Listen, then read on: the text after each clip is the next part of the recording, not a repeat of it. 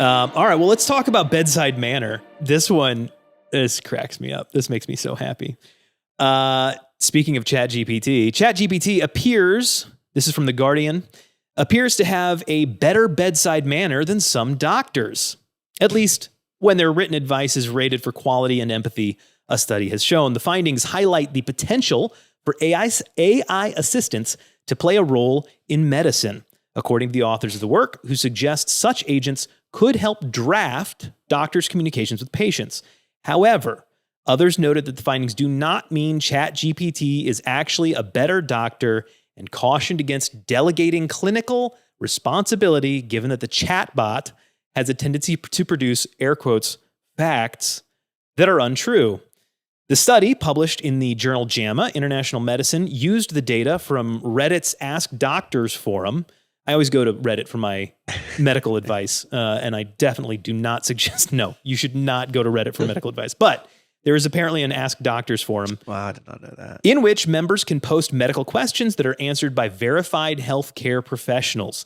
The team randomly sampled 195 exchanges from Ask Docs, where a verified doctor responded to a public question. The original questions were then posed to the AI language model, ChatGPT, which was asked to respond. A panel of 3 licensed healthcare professionals who did not know whether the response came from a human or from ChatGPT rated the answers for quality and empathy.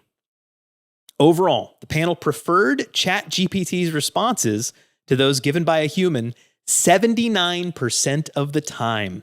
ChatGPT responses were also rated good or very good quality 79% of the time, compared with the 22% of the doctor's responses, and 45% of ChatGPT's answers were rated empathetic or very empathetic, compared with just 5% of doctors' replies. So, I mean, this is analyzing an online message board. So let's be a little realistic here. Mm-hmm. How well can you actually gauge someone's bedside manner based on a message board? Oh, man. Probably not very well. Okay. Yeah. Right. That makes me feel a little better. But it is fascinating, right? It is. Yeah, I do think, and I guess the way I took this is being in pharmacy, it's not the same scale as, God forbid, being an oncologist and you're, out there giving these potentially terrible prognoses and discussing these, really difficult treatment options. So, but in a much milder sense, they do get those multiple calls a day where, but I know this issue kind of pushes my button, or I know potentially even this person kind of does. Yep. And I'll have to, even talk to myself before I grab the phone or whatever and say, hey, just watch your tone, stick with the niceties.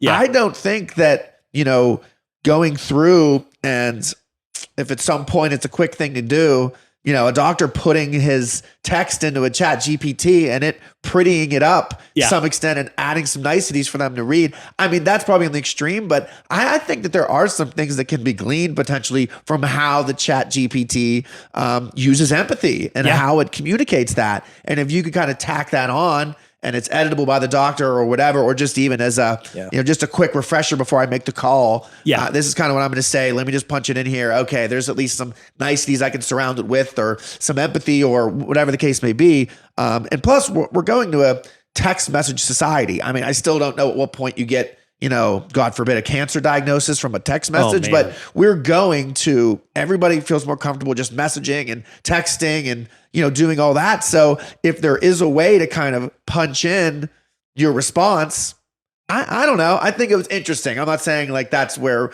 we need to go, but I do think there's some good things that could be gleaned from it potentially. Yeah. I took it kind of that way, I guess. Yeah. I jumped right to more customer service as well. Yeah. As opposed to bedside manner. You know what I mean? Yeah. Because this is not an example of bedside manner, really. Well said, but as far as like like my head went exactly the same way. Like we almost need this in like training of new pharmacists, training of new techs. Like here are some examples of when Mr. Jones calls about that one question that you hate every time. Here's a template of how we answer this question. Right. Period. Yeah. Like there's a way to leverage these sorts of things. But as far as a replacement or something that you would have time to do before you got to have a conversation at the bedside, Yeah, theoretically. Like there's no way. Yeah. Like there's no way. I mean, this is just only, it's part of the story. But go ahead. I remember something I was reading, I think it was in this, was talking about how this is not, first of all, it's not making diagnoses. If you're going to the Chat GPT for it's kind of like the typing your symptoms into Google and seeing what you get back. Oh, I have cancer. I have the sniffles, must be cancer. Like that's kind of what you should expect to some degree. You need to talk to a human, but having the ability to see what an empathetic response would look like, Right. as opposed to facts and figures. I mean, you know, I've always made the joke about my CPA maybe not having the best personality, but that's okay because he's a CPA. I don't hire him for his personality. The same is probably true for a lot of doctors and things like that, but it would be really useful for training purposes to go, hey, you know, if you just add this one little statement on the front here, like, I'm really sorry you're in pain, you know, that would help a lot to get people to receive what it is you're saying and then take action on that. Yeah. That's fascinating. I mean, it said that they're not better than doctors, but I mean, those stats are good, but you're saying, or we're saying, it's not the same thing, right? Because you're making instantaneous decisions in a conversation and things like that. Yep.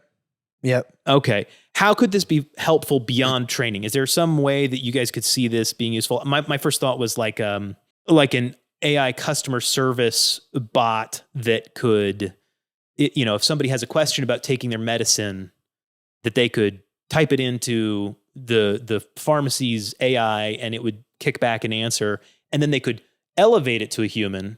Like, is that a foreseeable future? Is that something that could take some load off of you guys? I guess where I took it was kind of in the text messaging type of thing. Right. Where if, let's just say whatever, you have a secretary or an assistant that takes a phone call, you generally know what it's about.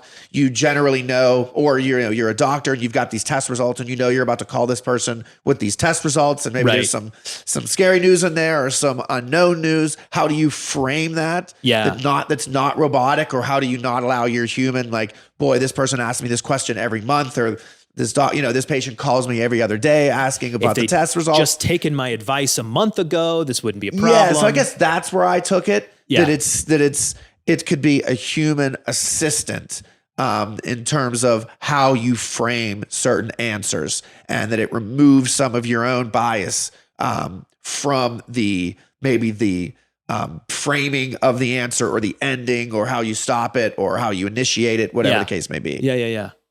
Very cool. Any other thoughts? Yeah. Not necessarily in line with that, but I just was scanning through some of the critiques that I had with the study, not to like just totally. Oh no, not trash to like the study. totally Go for trash it, because we already like. It's still a fun headline. I think we vaguely, gave our input, and where we thought this could be useful, but there were some specifics here mentioned by other healthcare professionals that I thought were interesting. So, firstly, it technically was not a randomized trial, although the responses were blinded. So there's still always that caveat that there's more to be looked at here, as far as, information that you can tangibly move forward with. Right. Whatever. The next one would be that the questions were actually only evaluated by licensed medical professionals. And so it wasn't, from my understanding, it wasn't actually patients that were giving the feedback. So that's a whole other side of it, because arguably, you would. It wasn't the person receiving the news going, "Hey, response A was much nicer than response B." Mm-hmm. Yeah, and that's still nitpicking, but worth mentioning. The questions came from a very small sample. I mean, there's 195. There's so many other instances of another pool of questions could have been very useful beyond just Reddit. So again, that's another nitpicky kind of thing.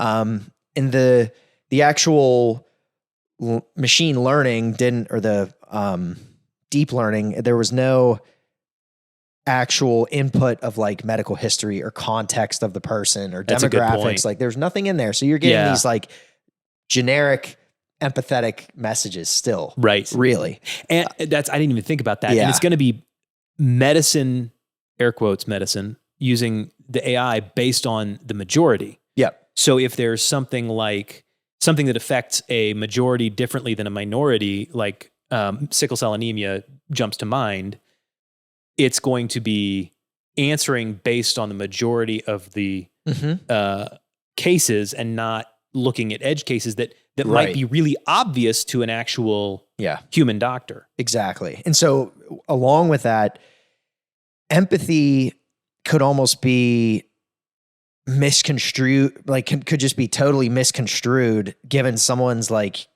ability, like language or culture or whatever. Be so phony or something. Yeah. Right. Like there's just different backgrounds, different ethnicities, all of those things, different, financial situation, all those things matter with a given person and how you have to, interact with them on a patient provider level. Yeah. And then these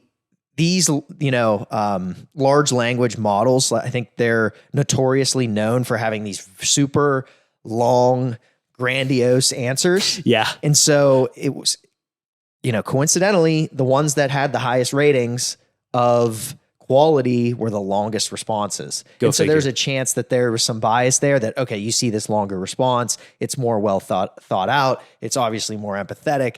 This is the, so there are some things like that just make you wonder. Right. If you're, again, looking to take this too far to say, oh, I'm going to replace everything I say with what I type into my computer. I'm going to take my phone with me to the meeting, and before I respond, I'm going to type in the question to ChatGPT, and then I'll just read it back as a script. Yep. And then beyond this study, really, because these answers were all screened and they were all sort of evaluated independently after the fact, these